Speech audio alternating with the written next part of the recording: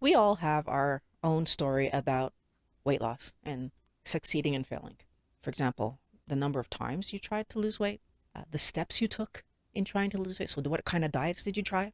And how committed you were to each diet that you tried. Like every one of those situations. So, that story is going to be specific to Violet, and then there's going to be your specific story. And that's because we're all different. We all have a different path, a different way of getting here. So then why do I get so triggered when I read comments that say, I eat potatoes sometimes and they help me? Guess every individual is different. Wellness warriors, if you want to manage your weight, it's important for you to improve your health. On Mind Blowing Health and Wellness with Violet, we work on the mindset that's going to help you to achieve that goal. If this is something that you're working on, subscribe because I make new videos every week. Now, of course, there's more than one way to get healthy. Let's say, for example, that you decide to focus on exercise. Well, of course, you're going to be healthier now that you're exercising than you were before you started. If you decide to get more sleep in your effort to be healthier, chances are very good you're going to be healthier now that you're sleeping better than before you made that conscious decision to get to bed on time and to wake up at a reasonable hour. The same can be said for food. If I take a decision to eat healthier, of course my weight and my health will improve to a point. So let's go back to exercise for a second. Of course, if I decided that I was going to improve my health through working out, it's important for us to keep in mind that the way that Violet decides to work out is very likely going to be different than the way Joe works out or Mary works out, because we're different people and different backgrounds, different age, different, right? Maybe have access to different equipment. So first of all, the way that we each will work out, of course, will be individualized. The stuff that I like to do while I'm working out will be different than what Joe likes. I can tell you that Violet doesn't like most physical lifting, pushing exercises. Joe might like that. So if I decide to work out more, chances are my workout is going to look more like riding stuff versus Joe might actually go to the gym.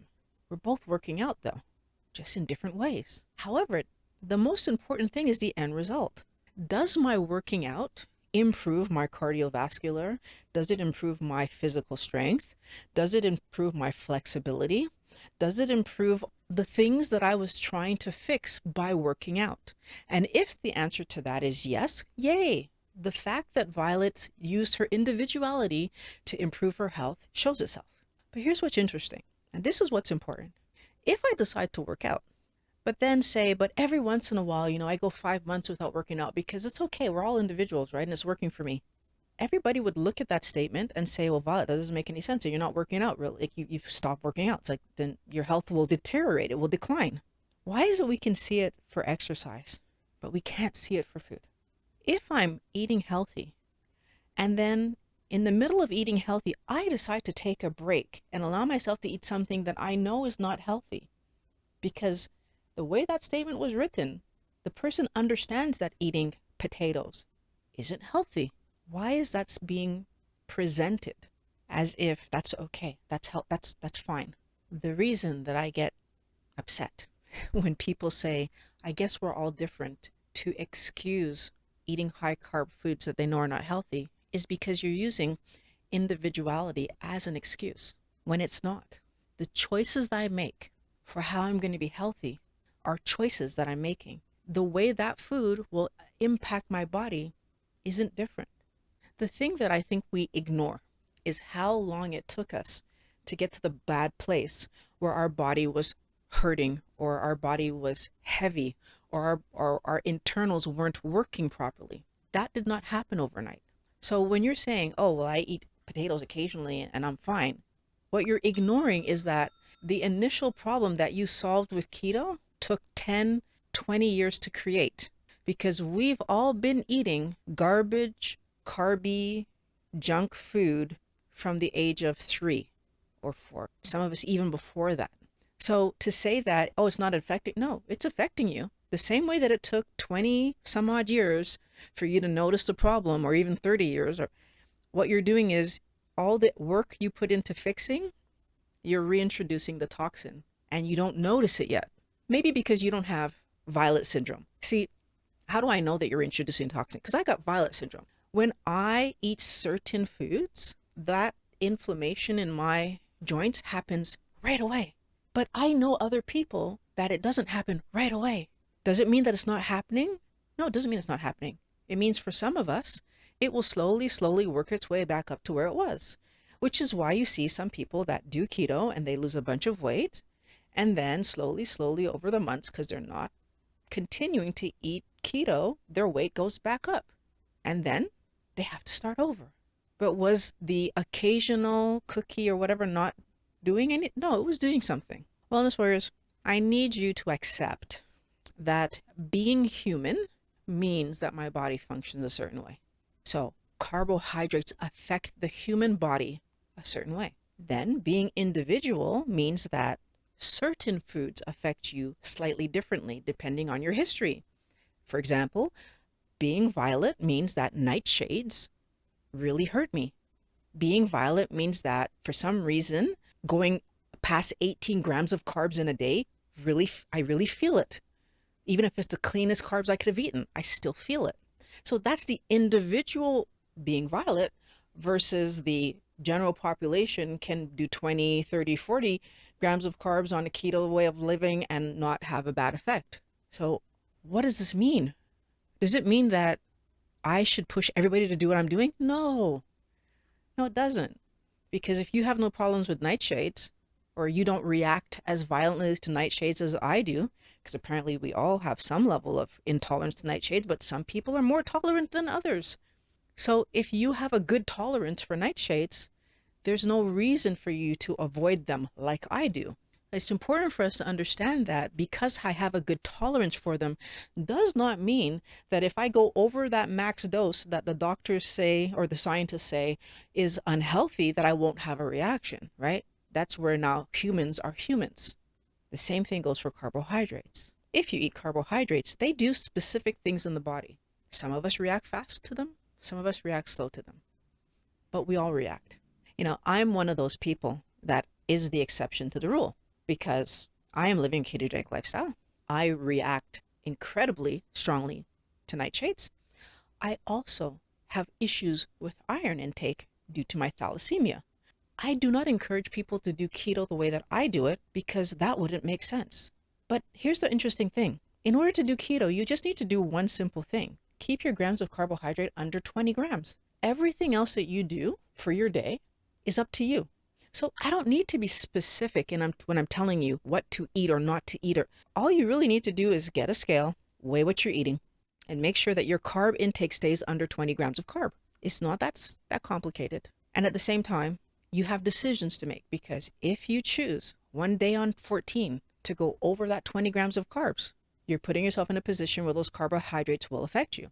However, if you choose to eat 2 grams worth of carbs from potatoes and you can manage it, go for it. Again, that wasn't the implication that I got from the way that comment was worded. If I chose that once in a blue moon, I would get, matter of fact, I didn't even have to be once in a blue moon. If I chose that every day I was going to eat 5 grams of carbs from carrots, I could totally do that. It's not going to impact my health in a poor way, right? I'd have to weigh the carrot out and make sure that it was, but here's a question for you. For how much carrot that I could eat to get to 5 grams versus how much lettuce I could do or how much broccoli I could do. That's the only reason that violet doesn't do that. For the amount of onion that I could eat to get to 5 grams versus any other vegetable. The only reason that I choose my vegetables carefully is because if I'm going to eat something and it's making up my meal, I want to be able to eat as much of it as I want and feel satisfied. Probably today, because I'm doing carnivore, if I decided for some reason that I was going to eat veg and I said what I'm going to have is 18 grams of carbs from carrots, I'd probably be more than happy with the amount of carrots I was eating because I don't need to eat them at all because I haven't been eating them in months and months and months. It's about the decisions we make. It's about putting my health first.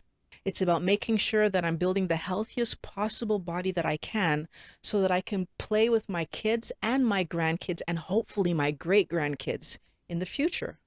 We are all individuals. So if you have any medical conditions that require medication, you should be working with a doctor if you plan to do keto.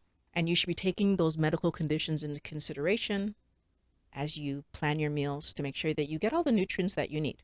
Working with a doctor really will help you to do that. But I also want people to keep in mind that many of us became ill because of the poor choices we were making around food. And not to blame you, we were making those poor choices because food companies put things in front of us that they call food that's really just processed garbage that we shouldn't be eating in the first place. All that being said, we eat those foods, we get sick, we get put on medications, and then we're trying to improve our health, and we need to understand that all these things touch each other. And it's important for us to understand that it's not because I got my weight under control that means that carbohydrates no longer impact me. As long as you're human, carbohydrates have an impact on you. How strong that impact is, or how much you notice the effect of that impact, depends on you and your sensitivity, and also how much you're paying attention and how much you're doing your own research. N of one, right? I would not have known that nightshades affected me had I not temporarily taken them out and then brought them back in. What are the things that you're doing to make sure that those carbohydrates you think are so safe are actually safe? Oh, and can I also remind everyone that my body will make carbohydrates if I need them? So I actually don't have to eat any.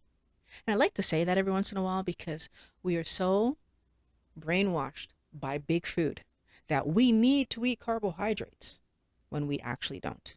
Wellness warriors, I want you to start asking yourself, is your goal to create a healthy, strong body that can run around, play, and do whatever you want? Or is your goal to give your money away to the food companies and the drug companies?